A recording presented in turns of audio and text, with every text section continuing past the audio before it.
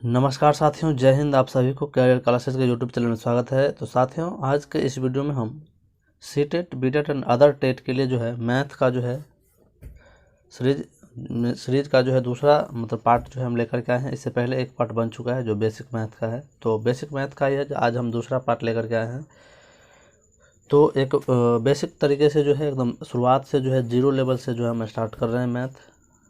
जो भी विद्यार्थी हो, जैसे अगर तेज भी हो चाहे अगर आप कुछ नहीं जानते हो तो भी आप इस मैथ को जो है आप आसानी से समझिएगा। तो ये एक बेहतरीन सीरीज रहने वाला है दोस्तों। अगर चैनल पर नए हैं तो चैनल को सब्सक्राइब कर लें। तो यहाँ पर सबसे पहले 1 करोड़ तक की पूर्ण संख्याओं के बारे में पढ़ेंगे, यानी कि संख्या पद्धति जो सीटेट का पहला चैप्टर है, नंबर सिस्टम, उसका जो है ये भाग है। ठीक है, तो चलिए हम स्टार्ट करते हैं शुरुआत से। यानी कि अंकगणित में संख्याओं को लिखने के लिए पूर्णतः वैज्ञानिक एवं अंतर्राष्ट्रीय स्तर पर मान्य संकेत 0, 1, 2, 3, 4 से लेकर के 9 है।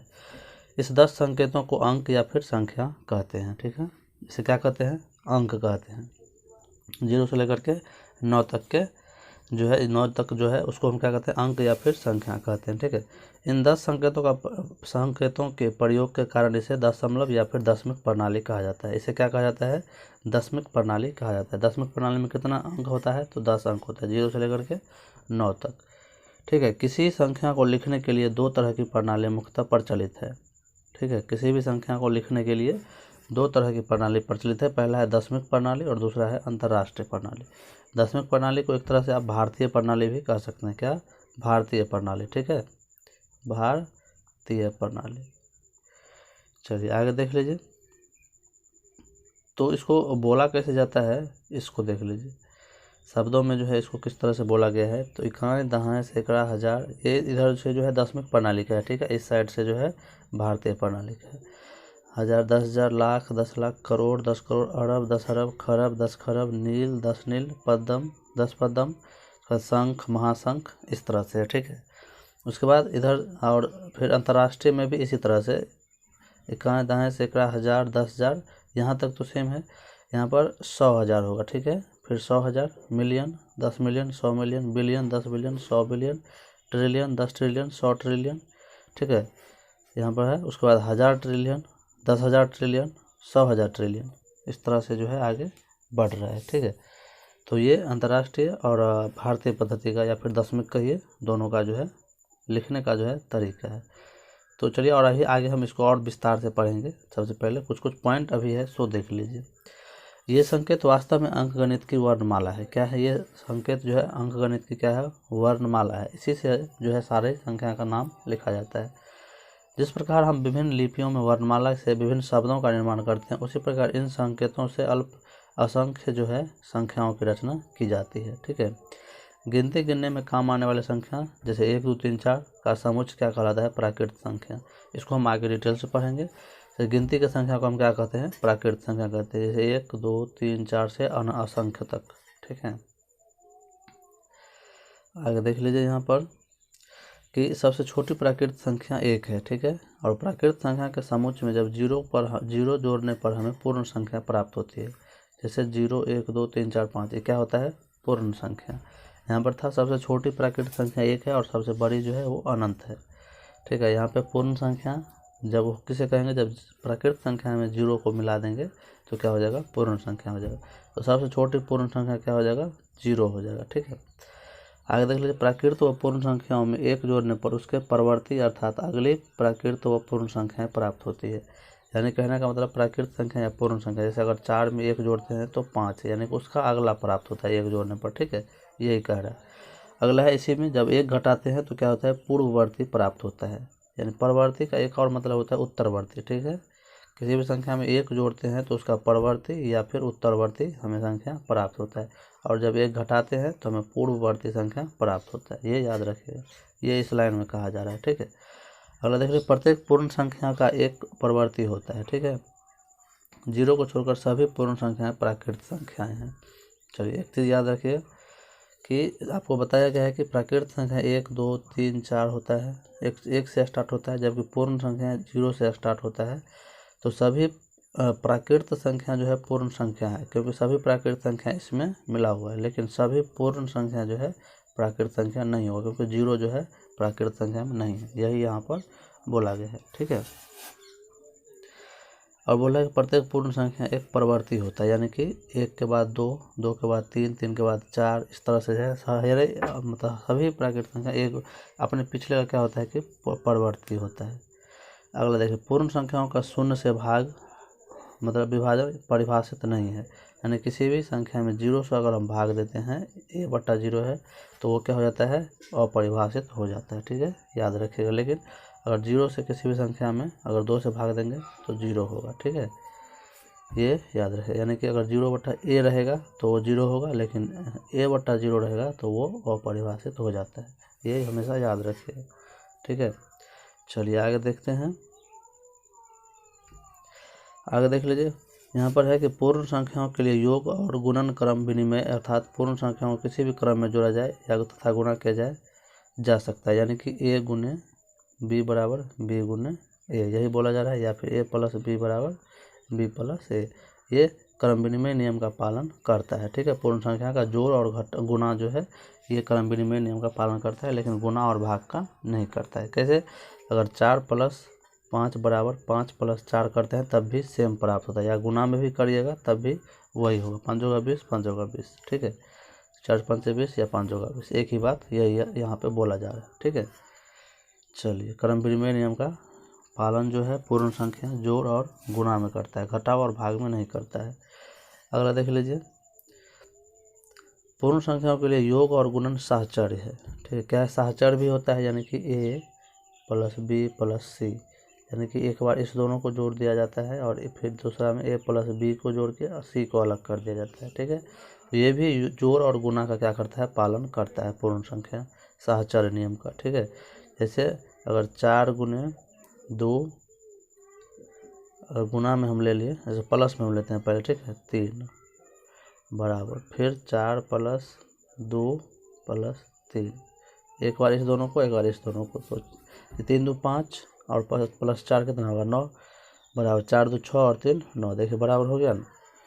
जोड़ का पालन कर रहे हैं और गुना में भी करेंगे तभी वही होगा, 3 × 2 = 6 24, यहाँ पर देखिए 4 × 4 = 8 3 24, बात बराबर हो जाएगा। तो यही बोल रहा है कि पूर्ण संख्या जो है योग और गुणन के साहचर्य का नियम का पालन करता है, जबकि वो घटाव और गुणा का नहीं करता। ठीक है, ये धनात्मक पूर्णांक है, 1 2 3 4 5 6, जिसके पीछे प्लस रहता है वो धनात्मक और जिसके पीछे माइनस रहता है वो ऋणात्मक होता है। ठीक है, धनात्मक और ऋणात्मक संख्या तथा शून्य मिलाकर पूर्णांक संख्याओं का समुच्चय होता है, यानी धनात्मक और ऋणात्मक संख्या के समूह को हम क्या कहते हैं, पूर्णांक संख्या। ये आगे भी हम पढ़ेंगे जब संख्या का प्रकार पढ़ेंगे, यहाँ पर तो सिर्फ बेसिक बताया जा रहा है आपको। ठीक है, संख्या रेखा पर कोई संख्या जितनी अधिक बाईं ओर होती है वह उतनी ही छोटी होती है, यानी कि ये संख्या रेखा है। ठीक है, 0 है बीच में, इधर जितना और बढ़िएगा बायां तो आपको क्या होगा, छोटा संख्या उतनी छोटी संख्या प्राप्त होगा इधर से। ठीक है, बायां बढ़िएगा और इधर से दायां बढ़िएगा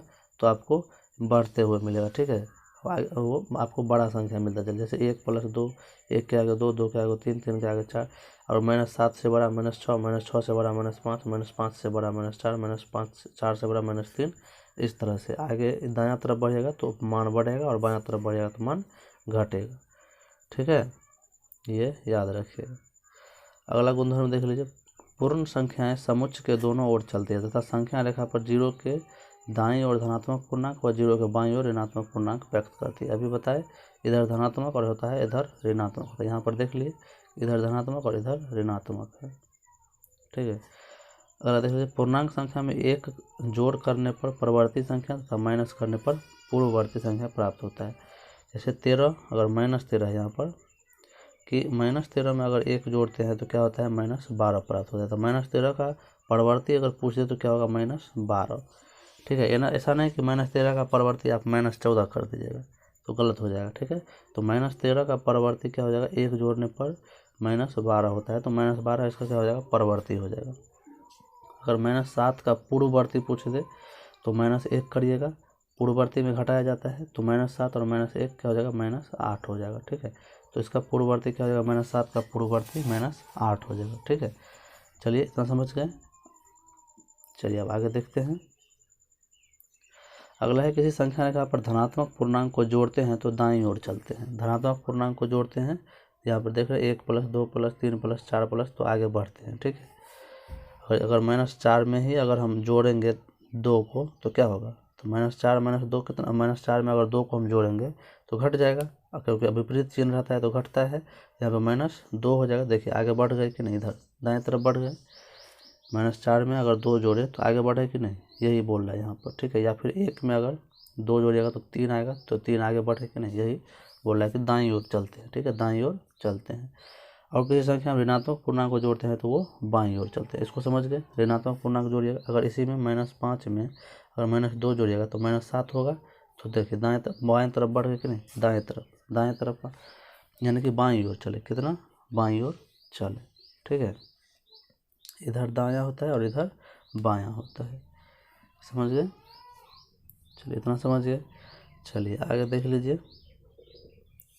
इस संख्या रेखा पर धनात्मक पूर्णांक को घटाते हैं तो बाईं ओर चलते हैं। धनात्मक पूर्णांक को घटाते हैं तो क्या होता है, बाईं ओर चलते हैं। जैसे अगर देख लीजिए कि -3 में अगर -2 घटा दिए तो अगर -3 और 2 घटा दिए तो कितना हो गया, तो -5 हो गया। तो देखिए आगे बढ़ गए, इधर बढ़ गए, बाईं ओर क्या हो गया, हम बढ़ गए। ठीक है, इधर चलेंगे तो दाईं ओर और इधर चलेंगे तो बाईं ओर होगा। ठीक है, तो देख लीजिए अगर यहाँ पे अगर रहेगा तो यहाँ पे -1 -2 -3 इधर रहेगा ना, फिर यहाँ पे 1 2 3, तो -3 में अगर 2 जोड़ेंगे, ये धनात्मक है 2 और इसको घटा रहे हैं, तो -2 करेंगे, -3 -2 -5 हो जाएगा। तो इधर देखिए बाईं ओर बढ़ गए।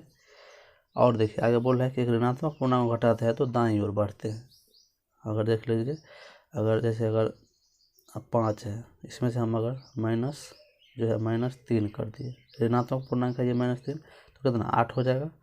-3 और माइनस प्लस 3 हो, 5 और माइनस प्लस हो जाएगा, +3, तो 5 3 8 हो जाएगा। तो देखिए दाईं ओर हम बढ़ गए, 5 पर थे लेकिन और 3 घटा दिए तो क्या हो गया, आगे बढ़ गए तो 8 पर चले गए। तो यानी कि दाईं ओर हम बढ़ते हैं, यही यहाँ पे बोला गया है। ठीक है, चलिए अब आगे देख लीजिए कि यदि किसी संख्या के दाईं ओर से पहला अंक क्या होता है, यहाँ से देख लीजिए 4 5 3 2 4 6।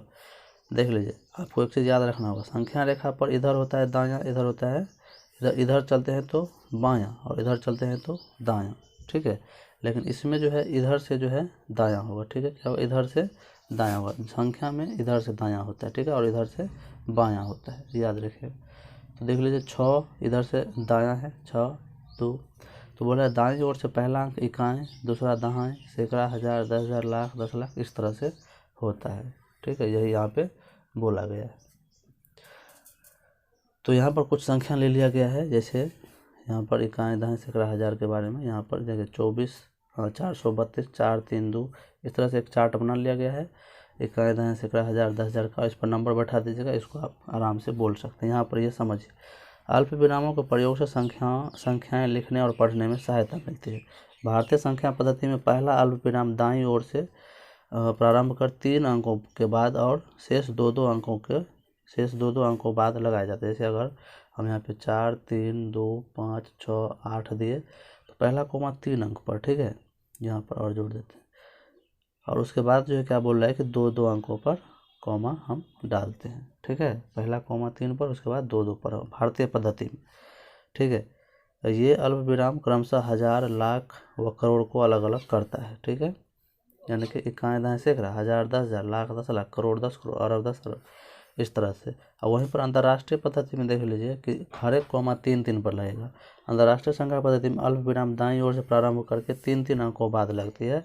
3 और 6 अंकों के बाद अल्प विराम क्रमशः हजार व मिलियन की ओर अलग अलग करता है। जैसे अगर 4 3 2 5 6 8 9 7, पहला कॉमा 3 पर, फिर अगला 3 पर, फिर 3 पर, फिर 3 पर, इस तरह से और संख्या रहेगा तो 3 3 पर हम कॉमा लगाते चलेंगे।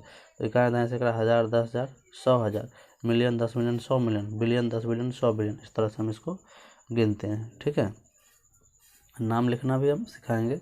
इसको क्या बोलेंगे, अगर इकाई, दहाई, सैकड़ा, हजार, 10,000, लाख, सॉरी, अगर भारतीय में बोलेगा तो इकाई, दहाई, सैकड़ा, इसको भारतीय में लिखने के लिए दो दो पर आगे कॉमा लेना पड़ेगा। पहले अंतर्राष्ट्रीय लिख लीजिए, इकाई, दहाई, सैकड़ा, हजार, 10,000, 100,000, मिलियन, 10 मिलियन, 100 मिलियन और बिलियन, यानी कि 4,443,256,000 और 897 इस तरह से होगा। ठीक है, और इसी को अगर बोलेगा भारतीय में लिखने के लिए 4 4 3 2 5 6 8 9 7, पहला कोमा 3 पर, फिर 2 2 पर लगाएंगे। ठीक है, इकाई दाएं सैकड़ा, हज़ार, 10,000, लाख, 10 लाख, करोड़, 10 करोड़, अरब, 4 अरब 44 लाख 32,000 अधिक इकाई दाएं सैकड़ा, हज़ार, 10,000, लाख, 10 लाख, करोड़, 10 करोड़, अरब, 4 अरब 44 करोड़ 32 लाख 56,897 इस तरह से हम बोलेंगे। ठीक है, इस तरह से आप किसी का भी नाम लिख सकते हैं। समझ में नहीं आप कमेंट में पूछ सकते हैं। ठीक है, यहाँ पर देख लीजिए, बोला गया है कि 10 लाख बराबर 1 मिलियन होता है। क्या होता है? 10 लाख 1 मिलियन के बराबर होता है, और 10 मिलियन 1 करोड़ के बराबर होता है, और 1 बिलियन 100 मिलियन के बराबर होता है। कैसे? तो यहाँ पर आप देख लीजिए, यहाँ पे आप समझ जाइएगा।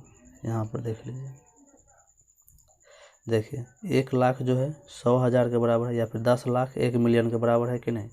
10 लाख 1 मिलियन के बराबर। 1 करोड़ जो है 10 मिलियन के बराबर है। 1 करोड़ 10 मिलियन के बराबर है। ठीक है, 10 करोड़ 100 मिलियन के बराबर है। 1 अरब जो है 1 बिलियन के बराबर है। 1 अरब 1 बिलियन के बराबर है। ये चीज़ यहाँ से आप समझ सकते हैं। सामने सामने जो रहेगा उस पर आप लिख सकते हैं। 10 लाख बराबर 1 मिलियन, 1 करोड़ बराबर 10 मिलियन, वही चीज़ यहाँ पे दिखाया गया है। ठीक है, यहाँ पर 10 लाख बराबर 1 मिलियन है ना, और 10 मिलियन बराबर 1 करोड़ है। ये चीज़ें हैं यहाँ पर। चलिए लास्ट यहाँ पे देख लेते हैं, इसके बाद अगले वीडियो में हम देखेंगे। पूर्ण संख्या यानी कि 0 1 2 3 होती है, ये धनात्मक होती है। शून्य भी एक पूर्ण संख्या है। क्या? ये तो बता दिए। पूर्ण संख्या 0 से स्टार्ट होती है, सबसे छोटी पूर्ण संख्या 0 और सबसे बड़ी अनंत होती है। ठीक है, चलिए आज की वीडियो में इतना ही। वीडियो अच्छा लगे तो लाइक, सब्सक्राइब और शेयर जरूर करें। धन्यवाद।